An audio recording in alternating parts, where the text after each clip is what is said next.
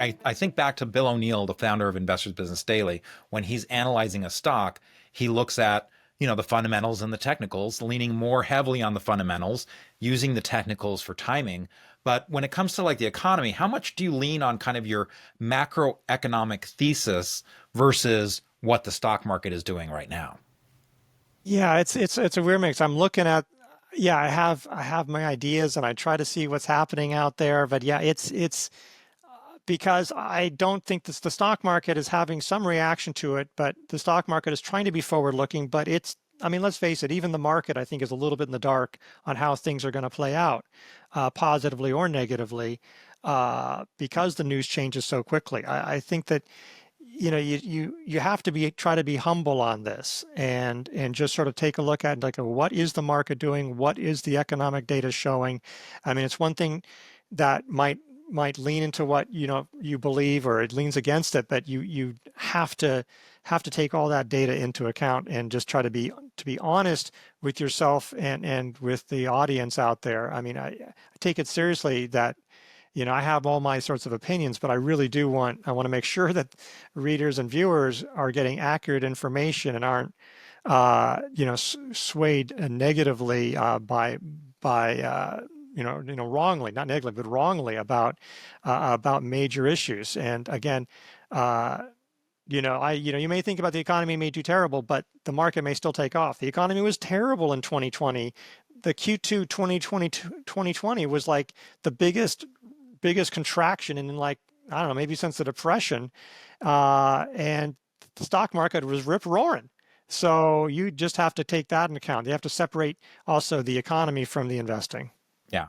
And that was another case where, again, I think it became obvious after the fact. Well, of course, with the amount of liquidity that was being pumped in, all of the things that were happening in 2020 as a result of the COVID, shutdowns and everything, and that recovery, what that looked like, oh, of course, that's what happened. But yeah, when you're in the thick of things, it's not always that clear. And to your point, when you're saying that some of this is the market isn't sure either. I mean, that's why we've been seeing lately these very big swings, because one headline comes out, and I mean, heck, there was that one day where a headline came out, it was dispelled, and you had a big move up, big move down, and then a couple days later, it was, oh, the 90-day pause is back on, right back up, and 12%, as was noted a number of times. I think it was the second largest percentage gain in history, the largest point gain in history. And so, of course, this is where people say, well, this is why you need to be invested, because if you're not invested, you're going to miss those 12%, days. But it, it was surrounded by some really bad days. Yeah, I'll be honest, and just to talk about, I've kept my 401k just sort of going. I probably should have stepped it out, but I generally just let that run. I just let that run, and the dollar cost averaging and all that. But personally, I stepped aside. But yeah, it just makes it very difficult to get any kind of edge in that market. We can talk about it later, but yeah, it's just a different situation. So even if the market felt like, okay, right now the market collectively feels comfortable with where things are, like where things are priced. But yeah, as you say, things can just change so radically in a way that is just not usual because Trump can do things unilaterally on trade.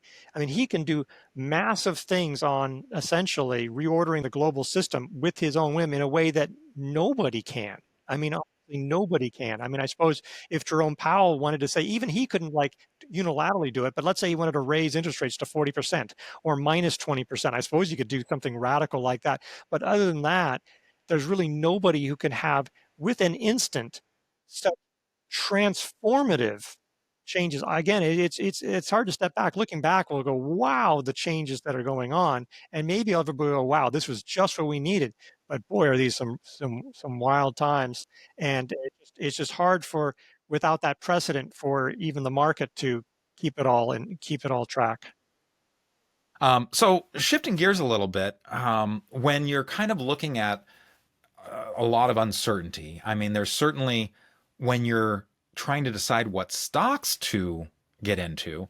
I mean, there's some that you could say, oh, these would be the winners or losers if the tariffs do X.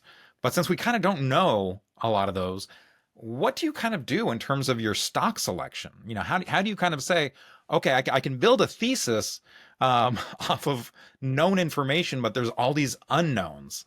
So what do you do there for your stock selection? Yeah, I mean, I tend to look more in the defensive growth area, and because defensive stocks may do well, but I always get nervous about, oh, everything turns up and then those stocks immediately tank. So I'm looking more, I tend to do defensive growth and often medicals because they tend to be insulated to a certain extent. I'm trying to look for things that are more insulated for things. So there's some maybe traditional growth names like a Netflix or a Spotify that may be somewhat insulated from tariffs that you may feel can handle turbulent economic times. But I'm looking for things that, probably have somewhat recession resistant but might do well in a good market too. That's my general bias. But I'm looking for other things. I'm still looking at some growth names. I'm still looking at a few more defensive names, but that's sort of my bias in sort of up and down times because I feel like those are kind of stocks that will tend to hold up and maybe set up when the market's going down, but be ready to go, but might still do well when we get into more of a risk on market. Right. And I guess to that point, I'm just going to pull up a chart real quick here because certainly one of the things that was being, talked about is, well, gosh, gold, and I'm just going to pull up the monthly chart here. This is something that had this big, long cup with handle, what Jim Ropel's been calling the Mona Lisa of monthly cup with handles. It still kind of took a while. I mean, and when I say a while, years for this little handle, I guess. But man, this has been really kind of on a tear. But then you go to the daily chart, and as the market started to recover a little bit this week, it was kind of what was working, what was the safe haven. It kind of just seemed like the money comes very quickly out of that. Now this was extended, and kind of going at a different angle, I guess you could say. But again, when things change that quickly, do you kind of change your time frame in terms of maybe a little bit shorter with your trades, or how do you approach that? Often what I'll do is I'll just not trade as much. I'll be honest, because I don't really enjoy swing trading. I just don't. Because I feel like it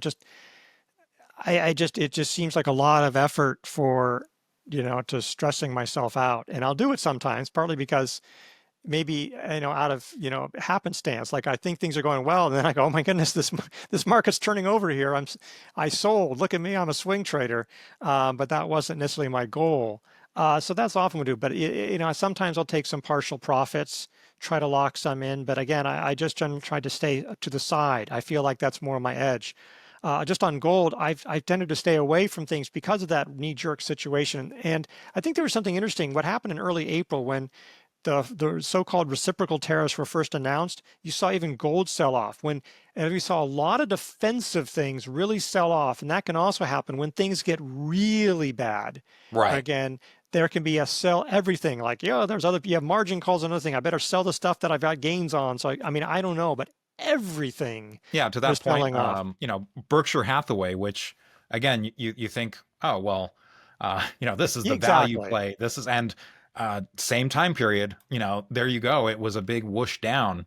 Not what you typically see from Berkshire Hathaway. So the defensive names will do badly if things get better, and they won't do that well if things get really bad, especially if there's massive selling. It's one thing if it's bad, when a boring bad, they can do fine, like gold especially. But yeah, there's that issue.